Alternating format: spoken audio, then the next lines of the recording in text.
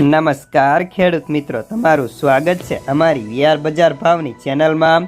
તો મિત્રો, આજના આ વિડીયોની અંદર આપણે લસણ બજારની સંપૂર્ણ અપડેટ મેળવશું, જેમાં લસણ બજારની અંદર પ્રતિ મણ 100 થી લઈને 150નો કહ્યા પ્રમાણે ઉછાળો આગામી સમયમાં ફરી હજી પણ 100 થી લઈને 200 રૂપિયા જેટલો ઉછાળો આવવાની ધારણા, તેની સંપૂર્ણ માહિતી મેળવવાના છીએ। તો ખાસ કરીને વિડીયો પૂરો જોજો ને ચેનલમાં નવા આવ્યા હોય તો સબસ્ક્રાઈબ કરી નાખજો।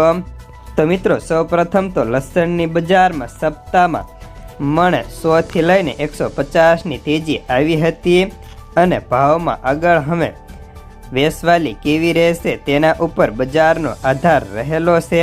જો કે હાલના તબક્કે લસણની બજારમાં કોઈ મોટી મૂવમેન્ટ થાય તેવા સંજોગો નથી, પરંતુ જો આવક વધશે નહીં તો બજારમાં ધીમી ગતિએ સારા માલમાં ભાવમાં થોડો વધારો થવાની ધારણાઓ છે। જો કે ગુજરાતમાં લસણની જે આવક થાય છે તેમ સારા લસણ બહુ ઓછા આવે છે। ગરમીને કારણે માલ બગડવા પણ લાગ્યા છે અને બજારમાં આગળ ઉપર કેવી મૂવમેન્ટ રહેશે તેના ઉપર આખા બજારની તેજી મંદીના સંજોગો નક્કી થઈ શકશે। જો કે હાલ ખેડૂતોને નીચા ભાવ મળવાના કારણે ઘણા બધા ખેડૂતો વેચવાલી કરતા નથી। જે ખેડૂતોને પૈસાની જરૂર છે તે ખેડૂતો જ માત્ર લસણની વેચવાલી કરી રહ્યા છે।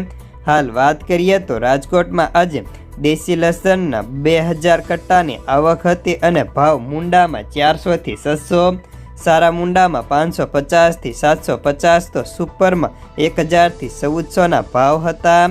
જ્યારે જામનગરમાં લસણના 1400 કટ્ટાની આવક સામે ભાવ 500 થી 1340 રૂપિયા, ગોંડલમાં 3600 કટ્ટાની આવક સામે ભાવ 441 થી 371ના હતા।